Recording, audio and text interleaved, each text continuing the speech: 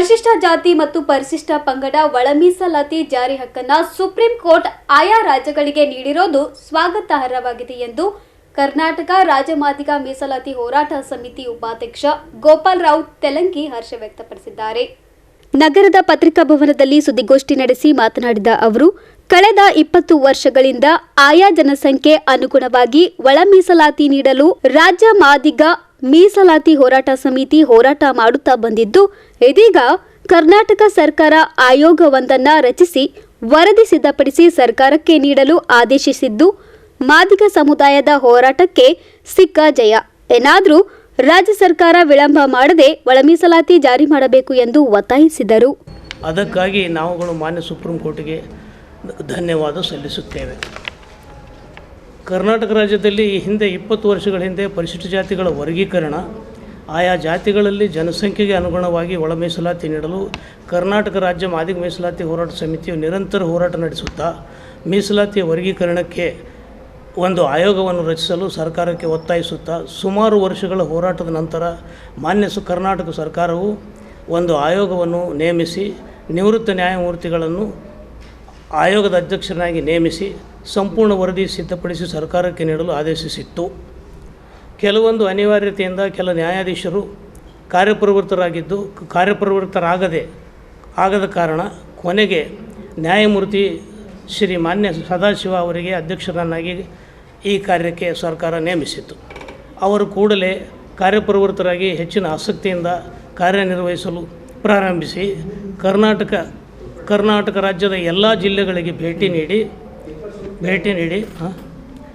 ನೀಡಿ ಪ್ರವಾಸ ಕೈಗೊಂಡು ಪರಿಶಿಷ್ಟ ಜಾತಿ ಜನಾಂಗದ ಹಿರಿಯ ಮುಖಂಡರುಗಳು, ಕರ್ನಾಟಕ ರಾಜ್ಯ ಮಾದಿಗ ಮೀಸಲಾತಿ ಹೋರಾಟ ಸಮಿತಿಯ ಪದಾಧಿಕಾರಿಗಳು, ಎಡ ಹಾಗೂ ಬಲ ಹಾಗೂ ಲಂಬಾಣಿ ಹಾಗೂ ಪಟ್ಟಿಯಲ್ಲಿದ್ದ ಎಲ್ಲ ಜನಾಂಗದ ಮುಖಂಡರನ್ನು ಕರೆಯಿಸಿ ಸಭೆ ನಡೆಸಿ ಜಾತಿವಾರು ಜನಸಂಖ್ಯೆ ನಡೆಸಿ ಹಾಗೂ ಅವರು ಸರ್ಕಾರದ ಮೀಸಲಾತಿ ಪಡೆದು ಸಾಧಿಸಿದ ಅಭಿವೃದ್ಧಿ ಇತರೆ ಎಲ್ಲ ಮಾಹಿತಿಗಳೊಂದಿಗೆ ವರದಿಯನ್ನು ತಯಾರಿಸಿ ಆಗಿನ ಮುಖ್ಯಮಂತ್ರಿಗಳಾದ ಮಾನ್ಯ ಶ್ರೀ ಸದಾನಂದ ಗೌಡ ಅವರಿಗೆ ಸಲ್ಲಿಸಿದರು.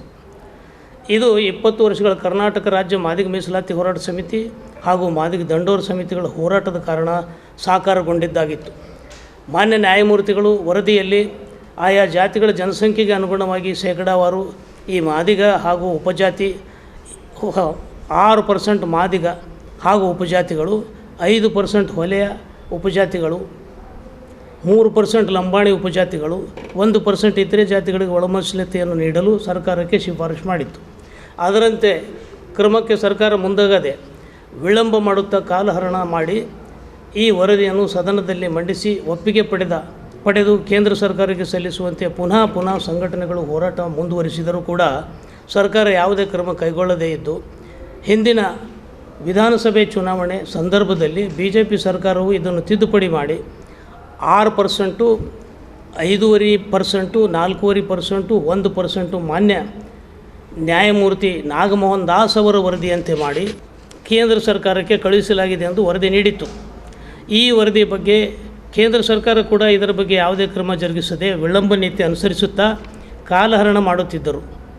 ಇದೇ ಹೋದ ವಿಧಾನಸಭೆ ಚುನಾವಣೆ ಸಂದರ್ಭದಲ್ಲಿಯೇ ಕಾಂಗ್ರೆಸ್ ಪಕ್ಷವು ತನ್ನ ಚುನಾವಣಾ ಪ್ರಣಾಳಿಕೆಯಲ್ಲಿ ನಮ್ಮ ಪಕ್ಷದ ಸರ್ಕಾರ ಬಂದರೆ ನಾವು ನ್ಯಾಯಮೂರ್ತಿ ಸದಾಶಿವ ವರದಿಯನ್ನು ಜಾರಿ ಮಾಡುತ್ತೇವೆ ಎಂದು ಗ್ಯಾರಂಟಿಯನ್ನು ಚುನಾವಣಾ ಪ್ರಣಾಳಿಕೆಯಲ್ಲಿ ನೀಡಿತ್ತು. ಆದರೆ ಈಗ ಸದ್ಯ ಮಾನ್ಯ ಸುಪ್ರೀಂ ಕೋರ್ಟ್ ಈ ವಿಷಯದ ಬಗ್ಗೆ ಆದೇಶ ನೀಡಿದ್ದು, ಈ ಆದೇಶದಲ್ಲಿ ಪರಿಶಿಷ್ಟ ಜಾತಿಗಳು ವರ್ಗೀಕರಿಸಿ ಒಳ ಮೀಸಲಾತಿಯನ್ನು ನೀಡುವ ಅಧಿಕಾರ ಆಯಾ ರಾಜ್ಯ ಸರ್ಕಾರಕ್ಕೆ ಇದೆ ಎಂದು ತೀರ್ಪಿನಲ್ಲಿ ಹೇಳಿದೆ. ಕಾರಣ, ನಮ್ಮ ಕಾಂಗ್ರೆಸ್ ಸರ್ಕಾರ ಹಿಂದಿನ ವಿಧಾನಸಭೆ ಚುನಾವಣೆಯಲ್ಲಿ ಪ್ರಣಾಳಿಕೆಯಲ್ಲಿ ಗ್ಯಾರಂಟಿ ಕೊಟ್ಟಂತೆ ಕೂಡಲೇ ಕಾರ್ಯಪ್ರವೃತ್ತರಾಗಿ ಪರಿಶಿಷ್ಟ ಜಾತಿ ಜನಾಂಗಕ್ಕೆ ಒಳ ಮೀಸಲಾತಿ ಕಲ್ಪಿಸುವ ಕಾರ್ಯಕ್ಕೆ ಕ್ರಮ ಜರುಗಿಸಲು ಈಗ ಸರ್ಕಾರಕ್ಕೆ ಯಾವುದೇ ನಿರ್ಬಂಧವಿರದ ಕಾರಣ, ಸುಪ್ರೀಂ ಕೋರ್ಟಿನ ಆದೇಶವಿದ್ದ ಕಾರಣ ಸನ್ಮಾನ್ಯ ಮುಖ್ಯಮಂತ್ರಿಗಳಾದ ಮಾನ್ಯ ಸಿದ್ದರಾಮಯ್ಯನವರು ಕೂಡಲೇ ಕ್ರಮ ಕೈಗೊಂಡು ಒಳ ಮೀಸಲಾತಿಯನ್ನು ಪರಿಶಿಷ್ಟ ಜಾತಿಗಳ ಅಭಿವೃದ್ಧಿಗೆ ಸಹಕರಿಸಿ ಕೂಡಲೇ ಒಳ ಮೀಸಲಾತಿ ಒದಗಿಸಿಕೊಡಬೇಕೆಂದು ತಮ್ಮಲ್ಲಿ ವಿನಂತಿ. ಈ ಸಂದರ್ಭದಲ್ಲಿ ಸೈದಪ್ಪ ಹಾಗರ್ಗಿ, ದೇವೇಂದ್ರ ಶಳ್ಳಗಿ, ಸಿದ್ದರೋಡ ದುಮನಸೂರ್, ಜಯರಾಜ್ ಕಿರಣಿಗಿ, ಆನಂದ್ ತೆಗ್ನೂರ್ ಸೇರಿದಂತೆ ಇತರರು ಸುದ್ದಿಗೋಷ್ಠಿಯಲ್ಲಿ ಉಪಸ್ಥಿತರಿದ್ದರು. Bureau report in Gulbarga news.